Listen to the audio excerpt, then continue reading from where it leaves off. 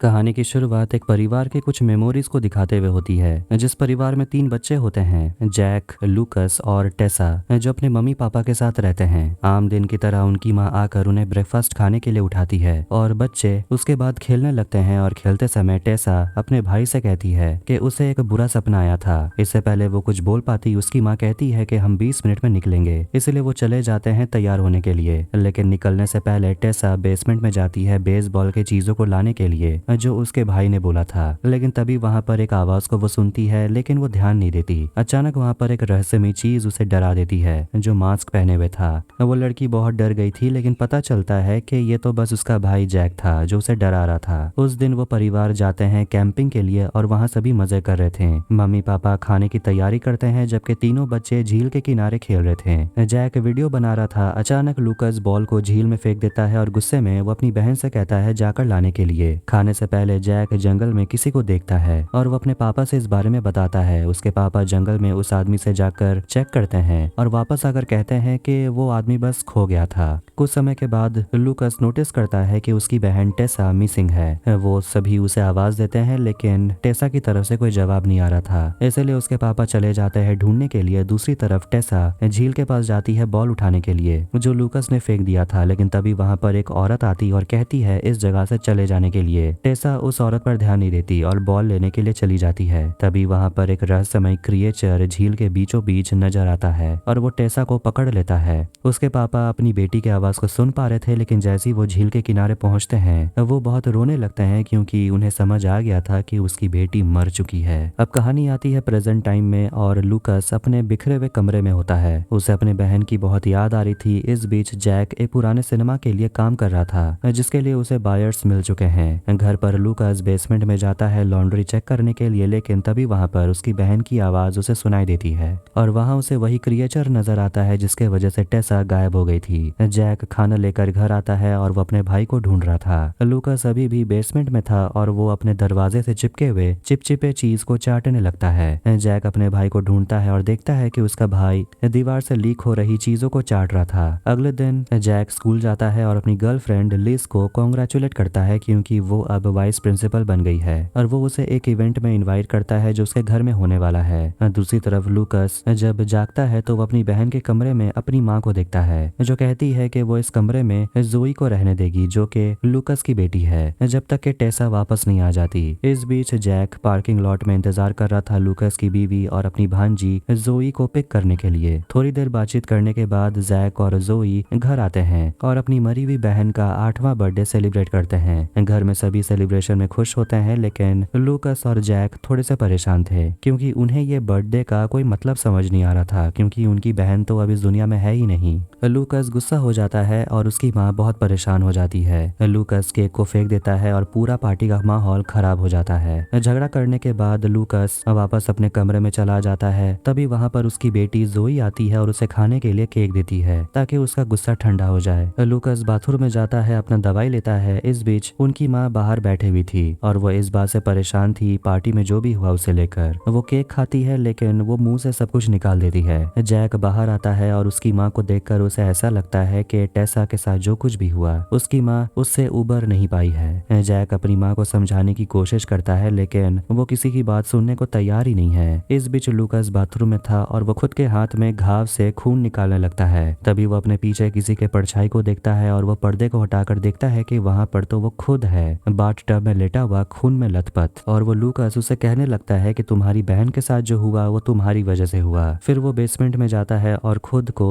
उस जंगल में पाता है जहाँ वो लोग कैंपिंग के लिए गए थे जब उनके लाइफ में सब कुछ उथल पुथल हो गया। और वहाँ लूकस अपनी बहन को देखता है लेकिन उसे समझ नहीं आ रहा था कि ये हो क्या रहा है, इसलिए वो भागने लगता है और एक पेड़ के पीछे छुप जाता है। लेकिन वहाँ वही भयानक क्रिएचर आ जाता है और भागने के दौरान लूकस वहाँ पर एक गन मिलता है जिसे उठाकर वो उस क्रिएचर पर गोली चलाता है। घर पर सभी डर जाते हैं जब उन्हें गोली चलने की आवाज सुनाई देती है। जैक ऊपर जाकर देखता है तो वो अपने भाई लूकस को बाट टब में पड़ा हुआ देखता है। अब लूकस के फ्यूनरल में अंकल कह रहे होते हैं कि वो और लूकस एक दूसरे से बहुत बातें करते थे और वो जैक से कहते हैं कि अगर तुम्हें बात करने की जरूरत हो तो तुम मुझसे बात कर सकते हो। जोई अपने पापा को आखिरी बार देखने के लिए उनके कब्र खोलती है लेकिन उसमें वही राक्षस होता है जिसने उसके पापा को मारा। अगले दिन जैक अपने अंकल से मिलने जाता है और वहाँ जैक उनसे उससे अपनी माँ के बारे में बात करने लगता है कि कैसे उसकी माँ की हालत दिन पर दिन बिगड़ते जा रही है और दवाई भी अब काम नहीं कर रहा। अगले दिन पूरी फैमिली जाती है उस झील के किनारे और वहाँ पर वो लूकस के राख को बहाने का सोचते हैं, लेकिन तभी जैक नोटिस करता है कि जार के अंदर राख है ही नहीं। ढूंढने पर जैक देखता है कि उसकी माँ और जोई वहाँ पर नहीं है। इस बीच हम देखते हैं कि उनकी माँ अभी भी टेसा को ढूंढ रही होती है जोई के साथ। अचानक वो दर्द में चिल्लाती है और जोई मदद करना चाहती है, लेकिन उसकी दादी कहती है कि बस मेरे पीछे चलते रहो। इस बीच जैक और लिज अपनी माँ और जोई को ढूंढ रहे होते हैं। तभी लिज को अपने गाड़ी के सामने एक अजीब आवाज सुनाई देती है और वो तुरंत अपने गाड़ी में जाकर बैठ जाती है। वो बहुत डरी हुई थी क्योंकि एक क्रिएचर उसे गाड़ी के चारों ओर घूम रहा था। जैक आखिरकार आता है झील के किनारे जोई को ढूंढते हुए, जो उसे अंदर मिल जाती है और वहाँ पर एक बूढ़ी औरत थी और जोई बताती है कि उसकी दादी गिर गई थी, इसलिए वो बूढ़ी औरत मदद करने के लिए फोन कर रही है। जैक वहाँ पर बेसबॉल बैट देखता है और वो वही बैट है जिससे वो सालों पहले यहाँ पर खेल रहे थे। जैक उनसे पूछता है कि उसे ये बैट कहाँ से मिला। औरत जवाब नहीं देती, इसीलिए जैक जोई को लेकर वहाँ से चला जाता है। जैसे वो ब्रिज पार करते हैं, जैक अपने पीछे उसी क्रिएचर को देखता है जो उसके परिवार को सालों से हॉन्ट कर रहा है। जैक जोई से कहता है जाकर गाड़ी में बैठने के लिए। इसके बाद वो क्रिएचर उस पर हमला करता है और जैसे ही क्रिएचर जैक को मार देने वाला था, लिज पीछे से आकर क्रिएचर को गोली मार देती है और जैक को बचा लेती है। अब वो सभी वहाँ से भाग निकलते हैं और जैक अपनी माँ को अस्पताल लेकर जाता है। अगले दिन जैक अपने अंकल से मिलता है और उन्हें बताता है कि कल रात क्या क्या हुआ। अगले दिन जैक लूकस के रूम में जाता है उसकी चीजों को चेक करने के लिए और उसे वहाँ पर उसके भाई का बनाया हुआ ड्राइंग मिलता है। उसे लगता है कि ये सारे ड्राइंग्स कनेक्टेड हैं, जिसे वो एक एक कर कनेक्ट करने लगता है। दूसरे रूम में जोई सोकर उठती है और उसकी माँ उसे बुला रही थी और अपनी बेटी से कहती है हाथ पर कपड़ा बांधने के लिए। तभी उसकी माँ के पीछे वो क्रिएचर देखती है और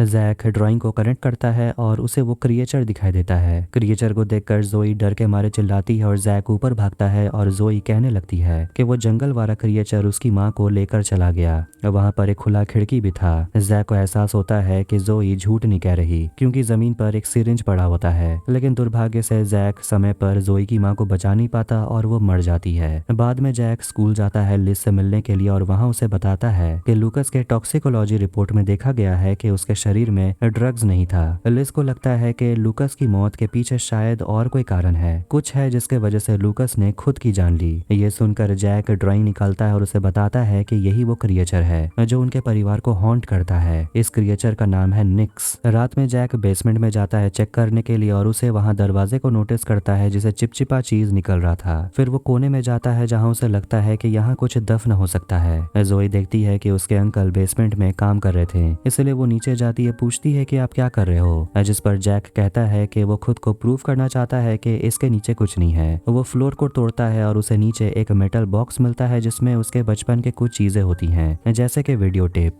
लिज स्कूल से निकलने वाली होती है, तभी वो अंधेरे में निक्स को देखती है जो उसके तरफ बढ़ रहा था। वो लाइट ऑन करती है और वो क्रिएचर वहाँ नहीं होता। बेसमेंट में जोई कुछ कहती है जिससे जैक नर्वस हो जाता है। पता चलता है कि जोई को भी निक्स के बारे में पता है। इसका मतलब कि वो सिर्फ जैक अकेला ही नहीं था जिसे वो क्रिएचर दिखाई देता है। जोई कहती है कि वो जीवन भर हमारे पीछे पड़ा रहेगा। उस रात लिज उनके घर आती है बताने के लिए कि उसके साथ क्या हो रहा है और जैक भी बताता है कि वीडियो टेप में भी वो क्रिएचर उसे नजर आया था जिस दिन टेसा गायब हो गई थी। जैक अपने सारे खुशी के पल याद करता है, तभी उसे वो औरत नजर आती है जो खून से लथपथ थी। जैक फिर झील के तरफ जाने का सोचता है सच्चाई ढूंढने के लिए और रात में वो जंगल के तरफ जाता है हाथ में कैमरा पकड़े हुए। और जैसे ही वो झील के किनारे पहुंचता है, वो जगह उस दिन की तरह बदल जाता है जब वो बच्चे में वहाँ कैंपिंग के लिए आए थे। वहाँ पर जैक को जंगल के बीच में एक आदमी नजर आता है और वो ये भी याद करता है कि उसके पापा गए थे उस आदमी से मिलने के लिए। पता चलता है कि वो इंसान जिसके उसके पापा मिले थे वो कोई और नहीं बल्कि जैक खुद था। उससे बात करने के बाद उसके पापा वापस आ जाते हैं तो वहीं वो बड़ा जैक देख रहा होता है। टेसा झील की तरफ बढ़ रही है और डर के मारे वो चिल्लाता है, कहता है कि उसके पापा को टेसा को बचाना होगा। फिर उसके पापा झील की तरफ बढ़ते हैं और उनके पीछे पीछे जैक भी आता है कैमरा को पकड़े हुए और वो देखता है कि उसके पापा को वो क्रिएचर खा जाता है, लेकिन जैक कुछ नहीं कर पा रहा होता क्योंकि ये तो बस उसका अतीत है। फिर लिज आकर उसे कहती है कि उसे उस बूढ़ी औरत से बात करनी चाहिए जो जंगल में रहती है। वो बूढ़ी औरत बताती है कि उसी ने उस भयंकर जानवर निक्स को झील में डुबोकर मार दिया था। वो चाहती थी कि वो क्रिएचर उसके परिवार को छोड़ दे, लेकिन निक्स मरा नहीं और उसे जैक का परिवार मिल गया। ये सुनकर जैक बहुत गुस्सा हो जाता है और वो उस औरत को मारने की कोशिश करता है, लेकिन अचानक वो औरत गायब हो जाती है। फिर वहाँ लूकस आता है और वो जैक से कहता जाता है उसके साथ खेलने के लिए। फिर वो अंदर जाकर लिज को देखता है जो कहती है कि तुम्हें जोई को बचाना होगा। फिर उसके आसपास का सराउंडिंग बदल जाता है और वहाँ पर वही कॉस्ट्यूम देखता है जिसे पहनकर उसने टेसा को डराया था। फिर जैसे ही वो उसका मुखौटा हटाता है वो खुद को देखता है। जैक झील की तरफ भागता है और अपने पेरेंट्स को देखता है जो टेसा को ढूंढ रहे थे। अचानक उसकी माँ निक्स के साथ पानी से बाहर आती है और अपना बेसबॉल बैट उठा लेती है जैसे ही वो क्रिएचर उस औरत को कंट्रोल करने लगा हो। फिर वो जैक के पिता को मार डालती है। उस रात जैक अपने घर आता है और बेसमेंट में जाता है ये देखने के लिए कि उस दरवाजे के पीछे क्या है। वहाँ उसे एक छोटा सा कमरा दिखता है जिसमें एक बेड और एक डॉल था। वहाँ पर उसकी माँ भी होती है जो उस गुड़िया की देखभाल कर रही थी जैसे कि वो उसकी बेटी टेसा हो। उसकी माँ चेयर में बैठी होती है और वो जैक को समझाती है कि आखिर निक्स क्या है। वो कहती है कि निक्स एक तरह का क्रिएचर है जो पानी में रहता है। वो हाफ ह्यूमन और हाफ फिश है और वो क्रिएचर जोई को अपने साथ ले जाना चाहता है। इसके बाद जैक तुरंत जोई के कमरे में जाता है, देखता है कि जोई वहाँ पर नहीं है। अचानक वहाँ पर निक्स आता है और वो जैक का पेट काट डालता है। वो बेहोश हो जाता है और जब उसे होश आता है तो वो देखता है कि उसकी माँ दर्द में चिल्ला रही थी। जैक देखता है कि अब वो जानवर उसकी माँ को कंट्रोल कर रहा था। जैक उनसे कहता है कि वो राक्षस जोई को लेकर नहीं जा पाएगा। वो अपनी माँ को समझाता है कि उसे निक्स को भुलाना होगा क्योंकि टेसा अब कभी वापस नहीं आने वाली। उसकी माँ कहती है कि मुझे झील के किनारे लेकर जाने के लिए क्योंकि मैं ये सब का अंत करना चाहती हूँ। वो खुद को मारकर जोई को बचाना चाहती है। जैक अपनी माँ को आखिरी बार देखता है और वो झील के बीचों बीच गायब हो जाती है। उसके मरने से निक्स भी मर जाता है क्योंकि दोनों एक हो गए थे। अब आखिरी सीन में हम देखते हैं कि जोई, लिज और जैक एक साथ रह रहे थे लेकिन उन्हें नहीं पता था कि निक्स अभी भी जिंदा है और वो उसी झील में भटक रहा है अपने अगले शिकार की तलाश में। और इसी के साथ ये हॉरर मूवी यहीं पर खत्म हो जाती है। वीडियो अगर पसंद आए तो वीडियो को लाइक करें, चैनल को सब्सक्राइब करें। मिलते हैं नेक्स्ट वीडियो में। Take care.